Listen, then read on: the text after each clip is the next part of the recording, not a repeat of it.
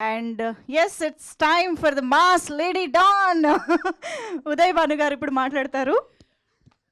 విచ్చేసిన పాత్రికేయులందరికీ పేరు పేరున అండ్ స్క్రీన్స్ పైన మమ్మల్ని చూస్తున్నటువంటి ప్రేక్షక మహాశయులందరికీ పేరు పేరున థ్యాంక్ యూ అండ్ నమస్తే అండి. And Manjusha thank you, I looking gorgeous. చాలా హ్యాపీగా ఉంది నేను ఇటువైపు కాకుండా అటువైపు ఉన్నందుకు. And you're hosting it, thank you so much sweetheart. So మిమ్మల్ని అందరినీ ఇలా కలుసుకోవడం నాకు కొత్తగా ఉందండి అండ్ చాలా సంతోషంగా ఉంది.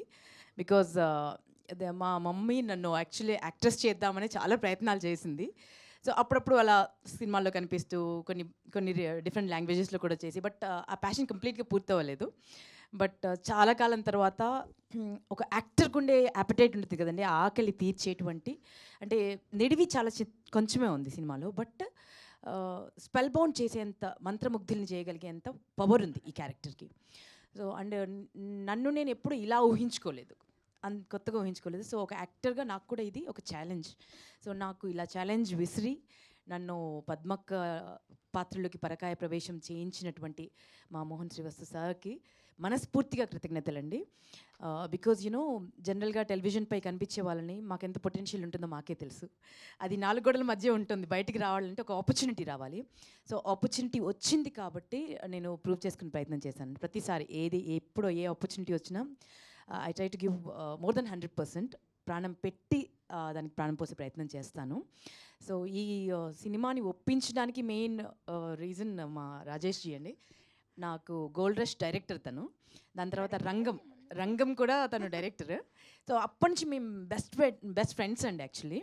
సో తను ఏ ప్రాజెక్ట్ అనుకున్నా ఏదో ఒక చోట నన్ను ఊహించుకుంటాడు యాక్చువల్లీ. సో వచ్చి నన్ను కన్విన్స్ చేయడానికి త్రిబాణాస్త్రంతో వచ్చాడు. బార్బరికుడు అస్త్రంతోనే వచ్చాడు. ఒకసారి టార్గెట్ ఫిక్స్ చేసిందంటే అది ఫినిష్ చేసే వెళ్తుంది.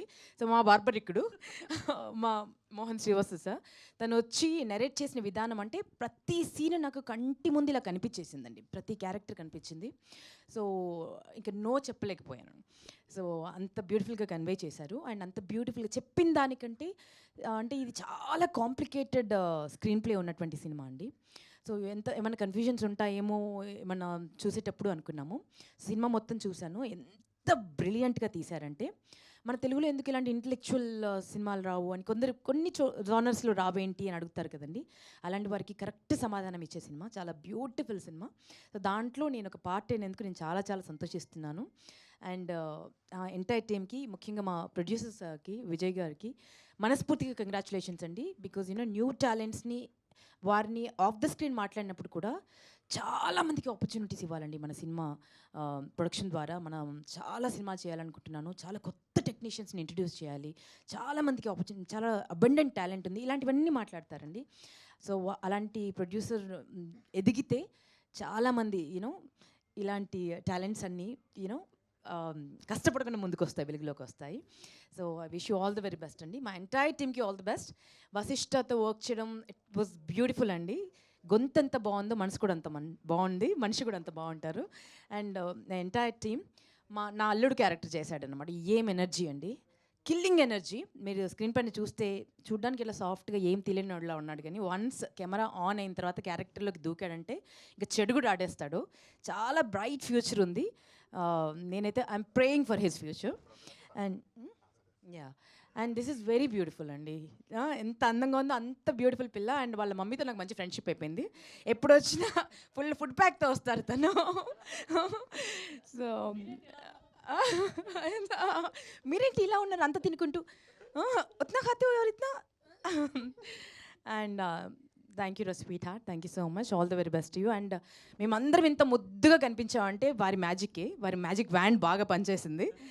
అద్భుతమైన లైటింగ్ చేసి డిఓపి సార్ రమేష్ గారికి నేను ఏమిచ్చిన రుణం తీర్చుకున్నాం, అంత అందంగా కనిపించాం మేమందరం. Thank you so much. ఇక చివరిగా ఒక మహావృక్షం పక్కన మేము అందరం వర్క్ చేసామండి.